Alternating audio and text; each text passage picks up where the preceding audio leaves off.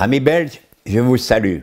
Je viens de France pour vous parler du célèbre virus, plus que célèbre puisqu'il a fait le tour de la planète, et puis qu'on est peut-être au départ ou peut-être à la solution, on ne sait pas, c'est l'avenir qui nous le dira. Personnellement, je connais pas mal les virus, puisque en 45 ans de vie humanitaire, je les ai rencontrés, j'étais sur le terrain, et bien souvent, donc, j'ai essayé d'apporter des solutions, et vous verrez, je vais beaucoup parler des huiles essentielles. En attendant, donc, comme je vous le disais, on va travailler à bâton rompu, comme ça, pour parler un petit peu des erreurs qu'on commet. D'abord, les fameux gestes conseils. Alors, tout le monde vous parle de ce fameux gel hydroalcoolique.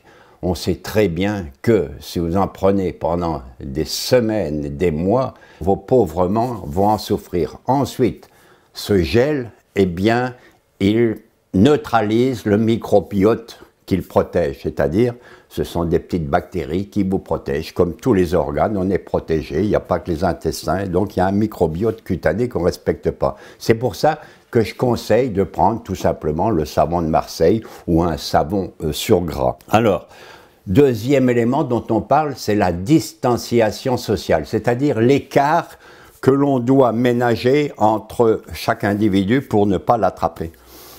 Eh bien, on dit 1 mètre. 1 mètre, ça suffit pas, c'est trop court, ça c'est presque une distance du confessionnal, ça. Des expulsions salivaires classiques, ça va à 1,5 mètre.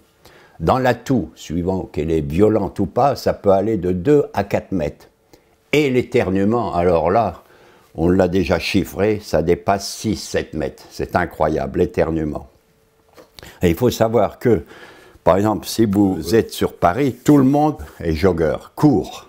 Partout ça court. Il faut savoir que dès lors que le poumon il est en superactivité, vous expectorez beaucoup plus facilement. Alors comment on se double, etc. Pourquoi je parle un petit peu de tous ces détails? Tout simplement, c'est que je vois le nombre extraordinaire qui ont attrapé ce virus. Alors que tout le monde connaît un petit peu les éléments de base pour le prévenir. Tout simplement, c'est peut-être une histoire de distanciation, etc. Alors voilà la première histoire. Ensuite, vous allez faire un petit peu de médecine naturelle, etc. Il faut évoquer la prévention pour éviter justement d'attraper ces virus, comme la grippe, comme toutes les pathologies.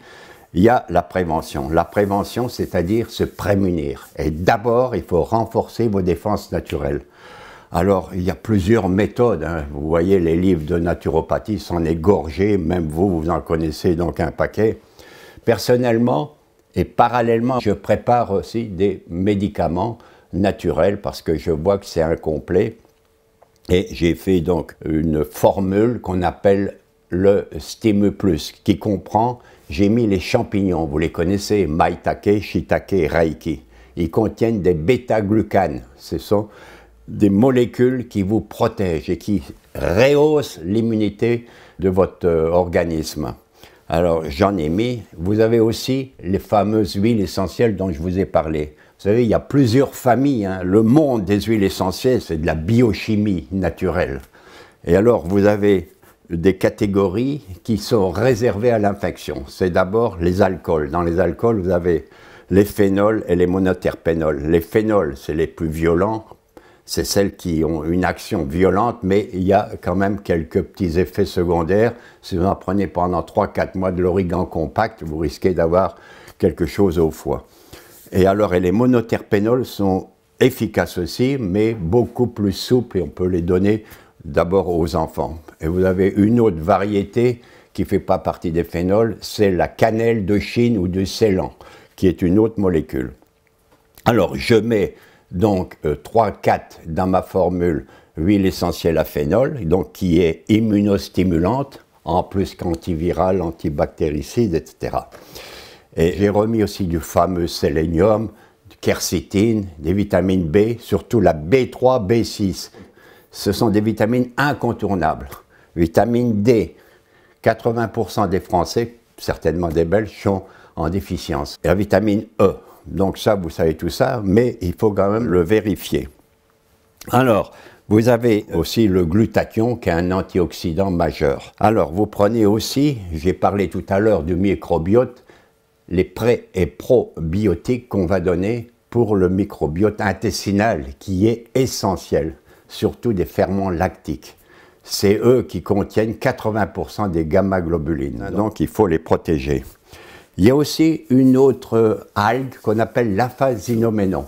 C'est une algue qui est la plus complète, c'est le nutriment le plus complet de la planète, qui est vraiment, qui soigne à peu près tout, et qui est vendu sous le terme d'afalgue, etc. Vous en prenez 2 fois 2, ça protège l'homme, ça répare l'ensemble du terrain. Comme ça, au moins, si on a oublié quelque chose, vous le retrouvez donc dans cette algue aphasinoménon. En prévention, qu'est-ce qu'on va donner en prévention? On va faire aussi de la diffusion atmosphérique. C'est-à-dire, vous avez votre petite famille et vous avez un diffuseur et vous mettez mes petites huiles essentielles. Ça peut être parce que toutes les huiles essentielles ne sont pas diffusables. Alors vous mettez les 2 essentiels, c'est l'Eucalyptus radiata ou radiée et l'Eucalyptus globulus. La radiée, elle sert justement à colmater tout ce qui est le carrefour ORL.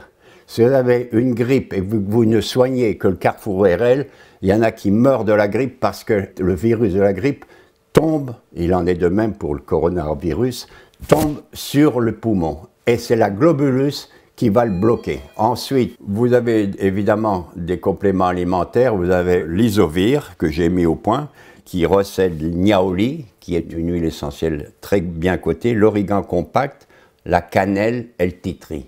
Vous prenez 2 fois 2 en prévention et en curatif, beaucoup plus, c'est évident.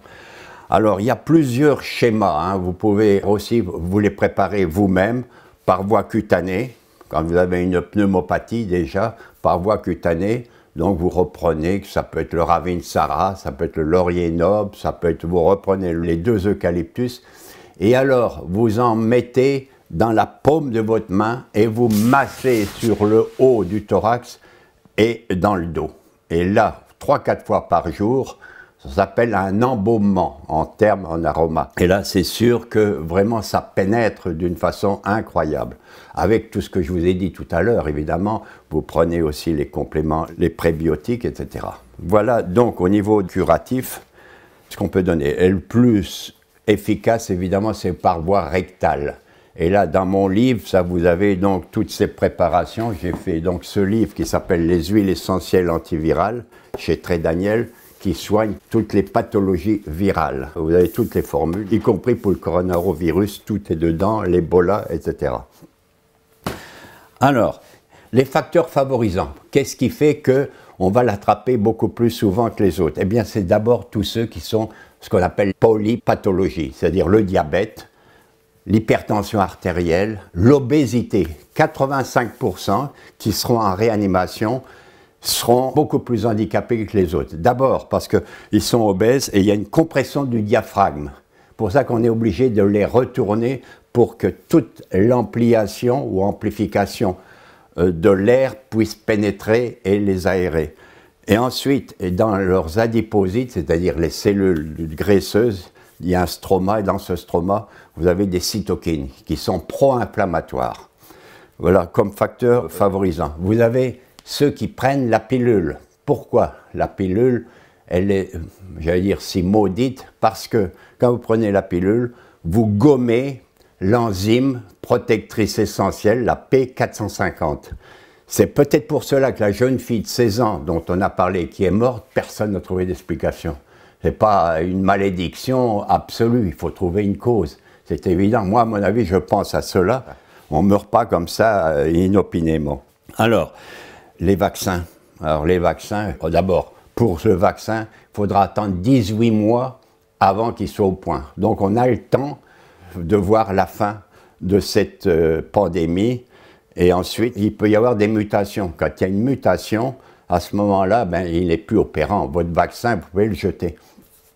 Alors, les vaccins, il faut savoir, vous vous souvenez qu'en Italie, c'est ravageur.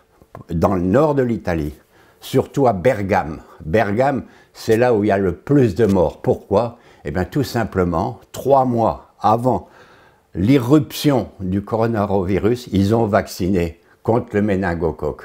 Donc vous voyez, là une preuve formelle comme quoi les vaccins peuvent causer des dégâts. Personnellement, je ne suis pas contre les vaccins, mais dès lors qu'il faut mettre une des 7 saloperies pour booster l'immunité, sinon il n'y a pas d'immunité, ça ne sert à rien les vaccins. Et avant, on avait des produits naturels qui boostaient, puisque je viens de vous en citer. Mais là, on a oublié, il faut toujours qu'on mette tous ces produits chimiques. De toute façon, tous les produits chimiques que vous prenez, l'organisme n'aime pas ça. Ce sont des corps étrangers. Et alors l'organisme essaye de les rejeter. Et on les rejette ou on lutte contre eux. Ça s'appelle quand vous mettez l'immunité en mouvement. Alors l'immunité, il y a plusieurs barrières. Ça commence par l'intestin, qui est en permanence sollicité. Et eh bien, après, elle s'effondre, vous n'avez plus de réserve. La nature est bien faite. C'est pour ça qu'il faut avoir une vie écologique, etc., connaître les principes naturopathiques. Hein. Alors, je vais aussi savoir que l'homme, il faut généraliser pour le traitement, l'homme est pollué. Il est pollué en mangeant, hein, les plats préparés, enfin, vous connaissez tout ça. Il est pollué en respirant et il est pollué en se soignant. Je vais vous donner donc quelques exemples pour indiquer tous les éléments donc, qui polluent. Alors c'est pour cela que finalement même l'homéopathie elle n'est plus compétitive, elle n'est plus opérationnelle parce que nos organismes on est pollués. C'est-à-dire tous les émonctoires sont bloqués.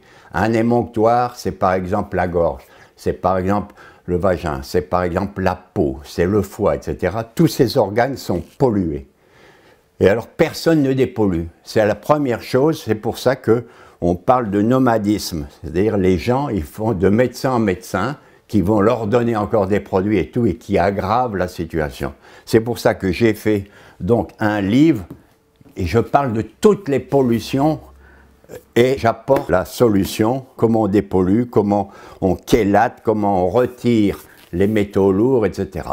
Hein, ça, vous retrouvez tout ça, les métaux lourds, et puis les médicaments endocriniens qui sont en excès, et ce qui fait que, c'est pour ça qu'il y a beaucoup de fibromes, il y a beaucoup des syndromes prémenstruels, l'endométriose, c'est un excès de folliculine qu'on bloque bien en homéopathie, vous élevez en folliculine en 15 CH, vous améliorez bien le terrain. Alors, pour vous en sortir, parce qu'il faut une fin, eh bien pour vous en sortir, donc il faut d'abord une bonne nourriture. Le stress joue beaucoup, le stress est incroyable. Alors je vous donne, il y a l'huile essentielle de Néroli qui est excellent. Vous mettez 2 gouttes d'huile sur le sternum, c'est supérieur au Prozac. Vous avez en gémothérapie, vous avez en bourgeon macérat, vous avez par exemple le figuier. Si vous prenez 50 gouttes de figuier, ça résout tous les problèmes psycho-émotionnels. On est vraiment, la médecine naturelle, on est vraiment bien choyé, il y a tout de quoi se soigner.